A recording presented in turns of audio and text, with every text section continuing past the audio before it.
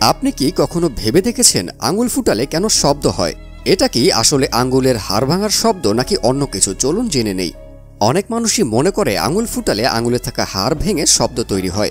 আপনি দেখতেই পাচ্ছেন আঙুলের ভেতরে হাড়গুলোর মাঝখানে এক ধরনের লুব্রিকেন্ট থাকে। এই লুব্রিকেন্টকে বলা হয় সোনোভিয়াল ফ্লুইড।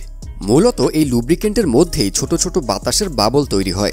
আপনি যখন আঙুল ফুটানোর চেষ্টা করেন তখন এই ফ্লুইডের মধ্যে প্রেসার তৈরি হয়।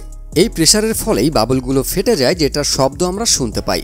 তবে আপনি যদি আঙুল একবার ফুটিয়ে ফেলেন, পুনরায় চেষ্টা করেও সেটা আর ফোটাতে পারবেন না। কারণ হলো এই গ্যাসের বাবলগুলো তৈরি হতে প্রায় 15 থেকে 20 মিনিট সময় লাগে।